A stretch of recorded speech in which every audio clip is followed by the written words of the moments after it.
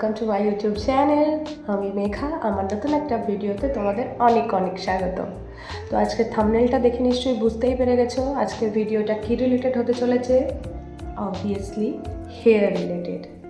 Winter তো চলে এসছে এবং ভীষণ জাঁকিয়ে ঠান্ডা দিচ্ছে, তার সাথে সাথে আমাদের হেয়ার ফল স্টার্ট হয়ে গেছে, ড্যান্ড্রাফ প্রবলেম স্টার্ট হয়ে গেছে, চুলের প্রচণ্ড প্রবলেমস হচ্ছে এখন। তার তো একটা সলিউশন বার করতে হবে তো নাকি। তো হেয়ার আই অ্যাম, আমি চলে এসেছি একটা নতুন একটা সলিউশন নিয়ে। আমারও প্রচণ্ড ড্যান্ড্রাফ হচ্ছে, হেয়ার ফল হচ্ছে, চুলটা প্রচণ্ড সাইনলেস হয়ে যাচ্ছে এবং রাফ হয়ে যাচ্ছে, ড্রাই হয়ে যাচ্ছে। তো সেক্ষেত্রে আমি ভাবলাম একটা রেমেডি, একটা হোম রেমেডিটা ইউজ করে দেখাই যাক যে কোনোভাবে এর কোনো সলিউশন করা যায় কি না। চলো প্রথমে হেয়ার অয়েলটা তৈরি করে নিই, তারপর অ্যাপ্লিকেশন করব। বাড়িতে থাকা সমস্ত উপকরণ দিয়েই হেয়ার অয়েলটা তৈরি করা হবে। প্রথমেই লাগছে একটা আমলকি, একটা আস্ত আমলকিকে আমি টুকরো টুকরো করে কেটে নিয়েছি।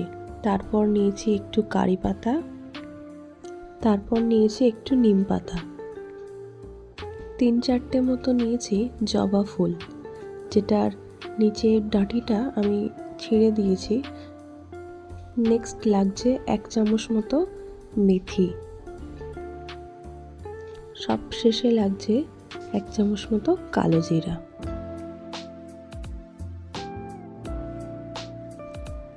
আমি বেস অয়েল হিসেবে নারকেল তেল ইউজ করছি।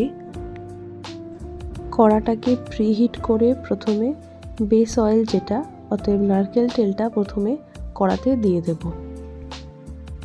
তারপর আস্তে আস্তে সমস্ত ইনগ্রেডিয়েন্টস তেলের মধ্যে দিয়ে দেবো।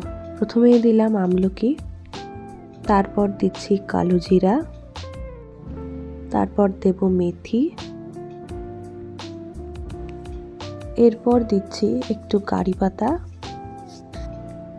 নেক্সট দিচ্ছি নিম পাতা, লাস্ট দেব জবা ফুলের সমস্ত পাপড়িগুলোকে ছিঁড়ে তেলের মধ্যে ছেড়ে দেব। সমস্ত ইনগ্রিডিয়েন্টস দিয়ে দেওয়ার পর তেলটাকে 15 থেকে 20 মিনিট মতো লো ফ্লেমে রেখে দেব এবং আস্তে আস্তে নাড়তে থাকবো যতক্ষণ না লিফগুলো মানে পাতাগুলো ক্রিস্পি হচ্ছে আর অয়েলের কালারটা লাইট অলিভ গ্রিন কালার হচ্ছে, ততক্ষণ নাড়তে থাকবো। তেলটা রেডি হয়ে গেলে একটা এয়ারটাইট কন্টেনারে পোর করে দেব। এই যে আমার তেল একেবারে রেডি ইউজ করার জন্য। অনেক সময় শীতকালে নারকেল তেল জমে যায়, সেক্ষেত্রে যেদিন ইউজ করা হবে সেদিন একটু রোদে রেখে দিলে তেলটা আবার লিকুইড ফর্মে চলে আসবে। আমি এখানে ড্রপারের সাহায্যে অয়েলটা আমি আমার সারা স্ক্যাল্পে অ্যাপ্লাই করে নেব এবং হেয়ারটাকে পার্টিশন করে নিচ্ছি যাতে প্রত্যেকটা পার্টে ঠিকঠাকভাবে অয়েলটা পৌঁছায়। এবার আসি প্রত্যেকটা ইনগ্রিডিয়েন্টসের বেনিফিট সম্পর্কে। আমি এখানে বেস অয়েল হিসেবে কোকোনাট অয়েল ইউজ করেছি।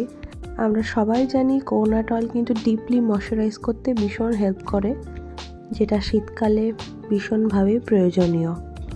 নেক্সট আমলা, আমরা ভিটামিন সি পাই আমলা থেকে এবং চুলকে মজবুত করে আর শাইন প্রোভাইড করে। থার্ড, নিম পাতা অ্যান্টিব্যাকটেরিয়াল এবং ফাঙ্গাল ইনফেকশন থেকে দূরে রাখে এবং ড্যান্ড্রাফের জন্য ভীষণই হেল্পফুল। মেথি হেয়ার ফল কমায়, জবা ন্যাচারালি শাইন আনে। হেয়ার গ্রোথ এবং হেয়ার ফল কন্ট্রোলের জন্য কারি পাতা এবং কালো জিরা ভীষণ উপকারী। হেয়ার অয়েলটাকে পুরো স্ক্যাল্পে ভালোভাবে অ্যাপ্লাই করে নেব। হেয়ার রুটে যেমন আমরা অয়েল অ্যাপ্লাই করছি, ঠিক তেমনভাবে হেয়ার টিপগুলোতে মানে নিচের অংশগুলোতে সেগুলোতেও ভালোভাবে তেল অ্যাপ্লাই করে নেব এবং হালকা হাতে মাসাজ করে নেব হেয়ার স্ক্যাল্পটাকে, যাতে আমাদের ব্লাড সার্কুলেশনটা খুব ভালোভাবে হয়। আমি যেদিন হেয়ার ওয়াশ করছি সেদিন হেয়ার ওয়াশের 30 মিনিটের আগে আমি অয়েলটা অ্যাপ্লাই করছি এবং 30 মিনিট কমপ্লিট হয়ে গেলে মাইল্ড শ্যাম্পু দিয়ে আমি আমার হেয়ারটাকে ওয়াশ করে নিচ্ছি।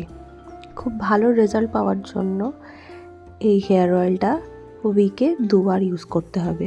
তো আজকের জন্য এইটুকুই। ভিডিওটা ভালো লাগলে একটা লাইক করে দিও এবং চ্যানেলটিকে সাবস্ক্রাইব করে দিও।